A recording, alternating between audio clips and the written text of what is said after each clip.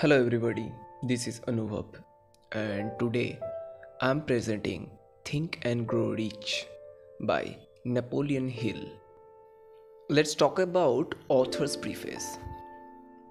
Author said that in every chapter of this book, mention has been made of the money-making secret, which has made fortunes for more than 500 exceedingly wealthy men whom I have carefully analyzed over a long period of years. The secret was brought to my attention by Andrew Carnegie more than a quarter of a century. The canny, lovable old Scotsman carelessly tossed it into my mind when I was but a boy. Then he sat back in the chair with a merry twinkle in his eyes and watched carefully to see if I had brains enough to understand the full significance of what he had said to me. When he saw that I had grasped the idea, he asked if I would be willing to spend 20 years or more, preparing myself to take it to the world to men and women who, without the secret, might go through life as failures. I said I would, and with Mr. Carnegie's cooperation, I have kept my promise. This book contains the secret after having been put to a practical test by thousands of people in almost every walk of life.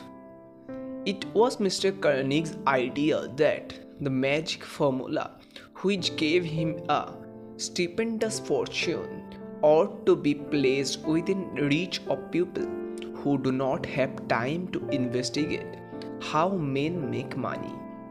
And it was his hope that I might test and demonstrate the soundness of the formula through the experience of men and women in every calling.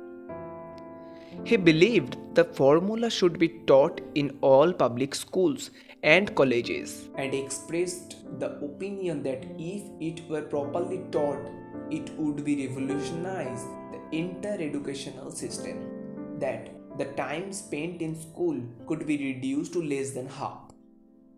His experience with Charles M. Chahab and other young men of Mr. Chahab's type convinced Mr. Carnegie that much of that which is taught in the schools is of no value whatever in connection with business of earning of a living or accumulating riches.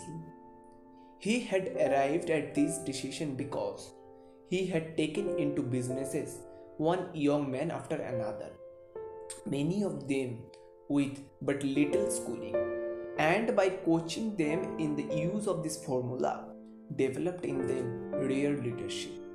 Moreover, his coaching made fortunes for every one of them who followed his instruction. In the chapter on faith, you will read the astounding story of the organization of the giant United States Steel Corporation, as it was conceived and carried out by one of the young men through whom Mr. Carnegie proved that his formula will work for all who are ready for it. This single application of the secret by that young man, Charles M. Chahab, made him a huge fortune in both money and opportunity. Roughly speaking, this particular application of the formula was worth $600 million. These facts, and they are facts well known to almost everyone who knew Mr. Carnegie, give you a fair idea of what the reading of this book may bring to you, provided you know what it is that you want. Even before it had undergone 20 years of practical testing, the secret was passed on to more than 100,000 men and women who have used it for their personal benefit, as Mr. Carnegie planned that they should. Some have made fortunes with it, others have used it successfully in creating harmony in their homes. A clergyman used it so effectively that it brought him an income of upwards of $75,000 a year.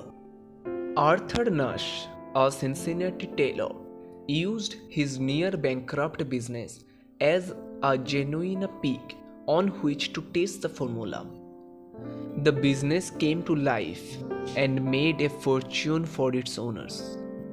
It is still thriving, although Mr. Nash has gone.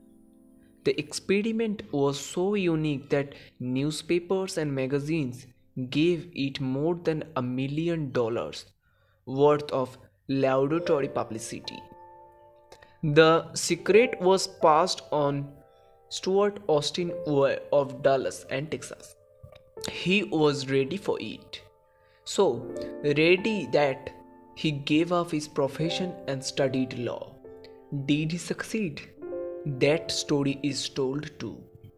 I gave the cigarette to Jennings Randolph the day he graduated from college, and he has used it so successfully that he is now serving his third term as a member of Congress, with an excellent opportunity to keep on using it until it carries him to the White House.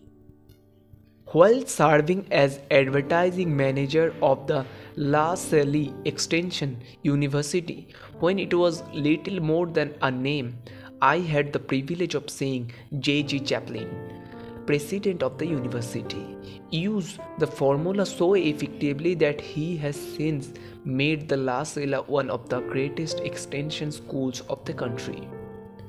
The secret to which I refer has been mentioned no fewer than 100 times throughout the book. It has not been directly named, for it seems to work most successfully when it is merely uncovered and left inside, where those who are ready and searching for it may pick it up. That is why Mr. Carnegie tossed it to me so quietly, without giving me its specific name.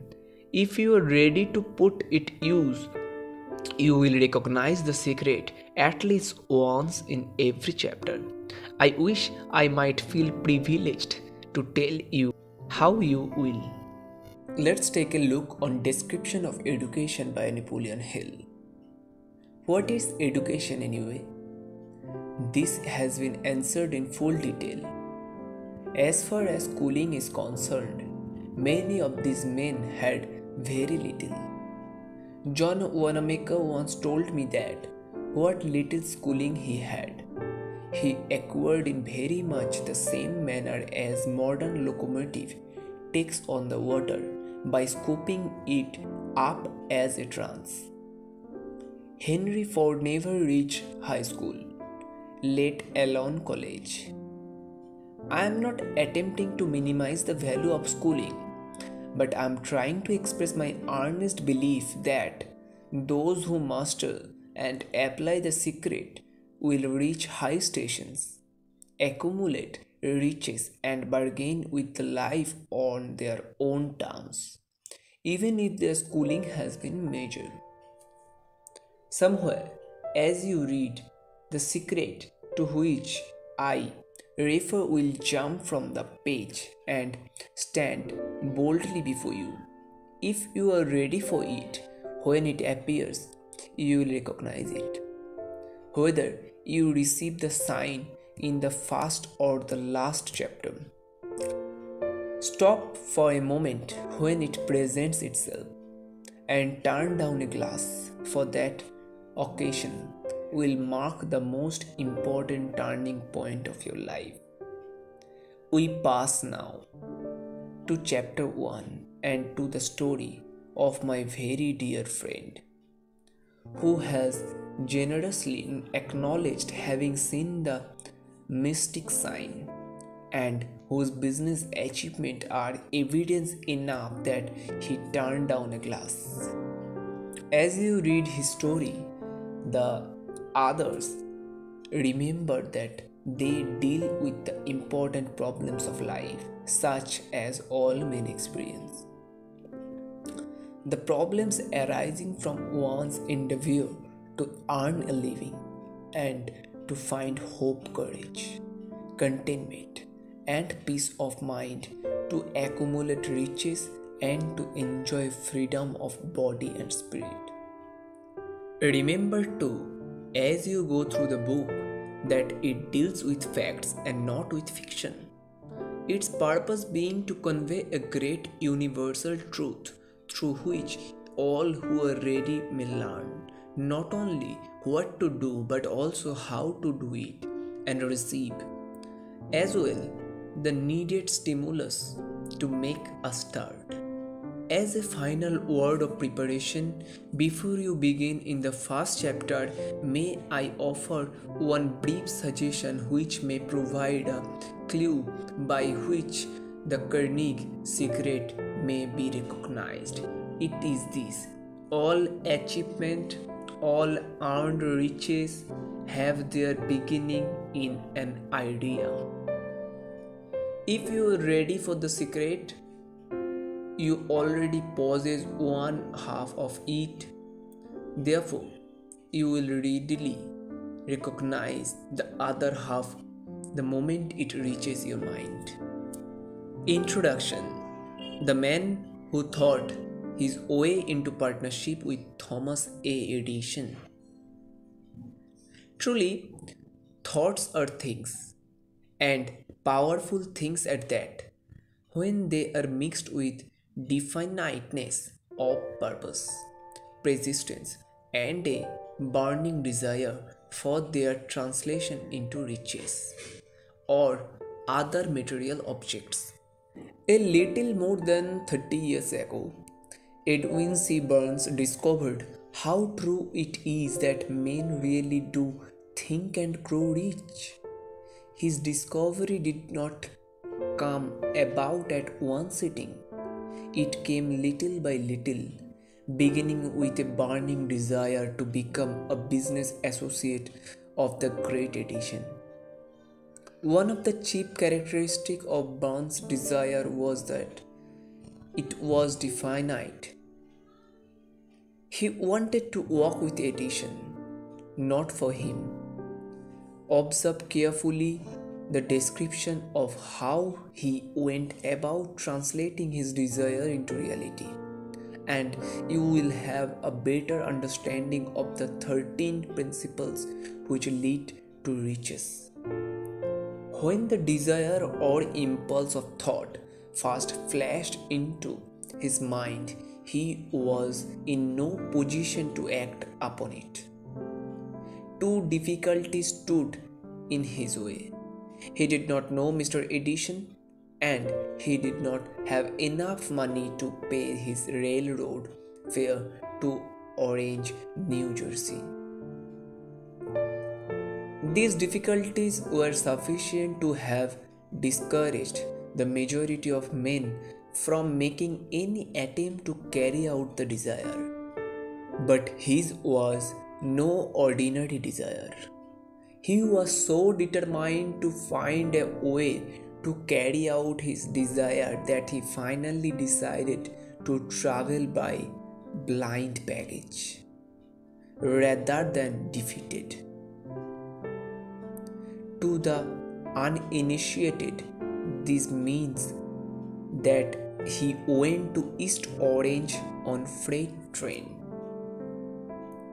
He presented himself at Mr. Edison's laboratory and announced he had come to go into business with the inventor.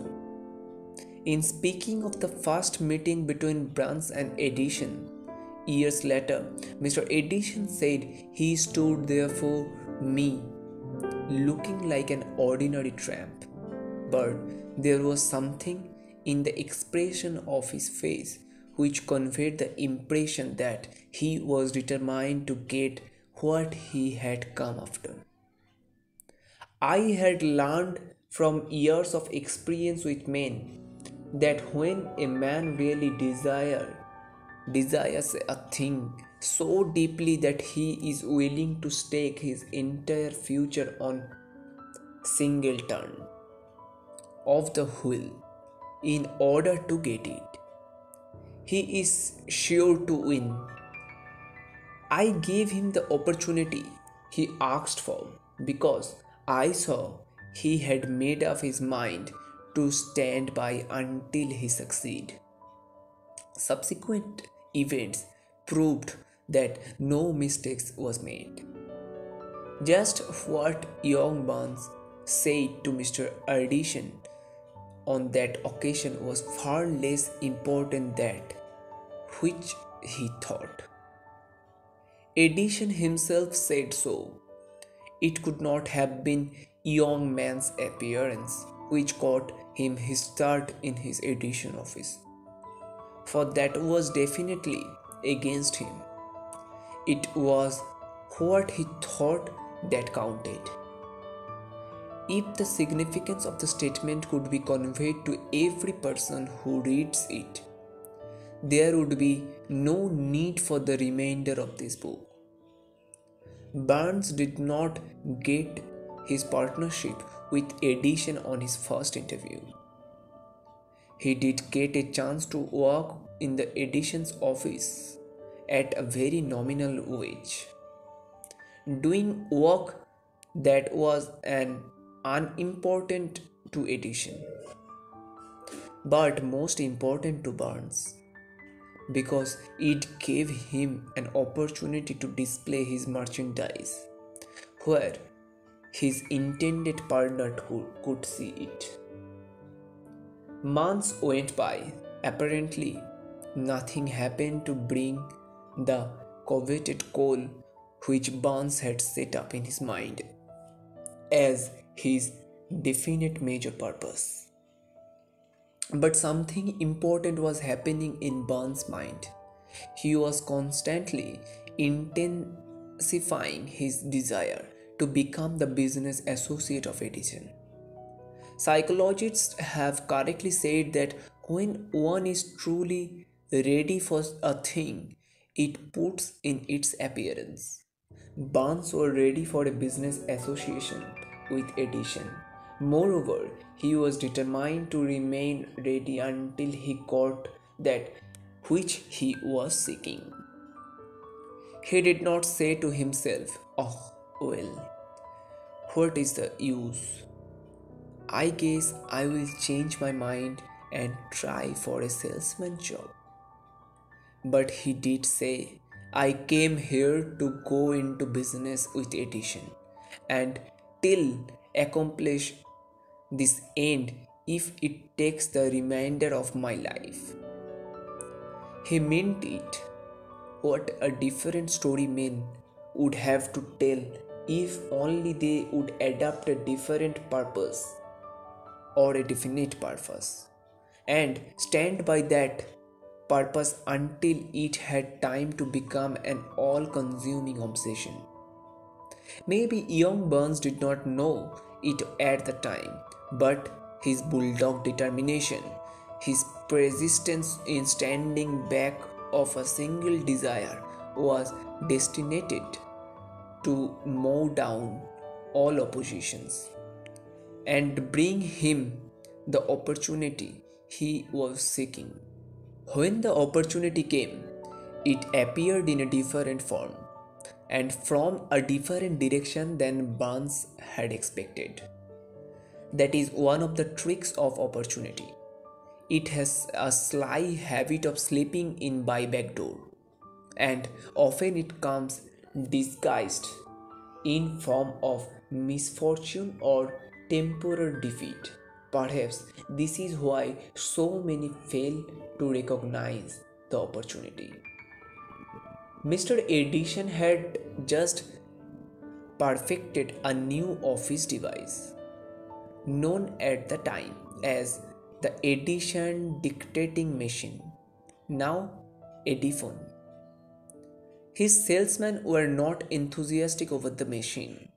They did not believe it could be sold without great effort. Barnes saw the opportunity. It had crawled in quietly, hidden in a queer looking machine which interested no one but Barnes and inventor. Barnes knew he could sell the edition dictating machine. He suggested this to Edison and promptly got his chance. He did sell the machine. In fact, he sold it so successfully that Edison gave him a contract to distribute and market it all over the nation. Out of that business association grew the slogan made by Edison and installed by Barnes. The business alliances has been in operation for more than 30 years. Out of it, Barnes has made himself rich in money. But he has done something infinitely greater. He has proved that one really may think and grow rich. How much actual cash that original desires of Barnes has been worth to him, I have no way of knowing. Perhaps it has brought him $2 or $3 million, but the amount, whatever it is, becomes insignificant when compared with the greater asset he acquired in the form of definite knowledge that an intangible impulse of thought can be transmuted into physical counterpart by the application of known principles. Barnes literally thought himself into a partnership with the great Edison. He thought himself into a fortune.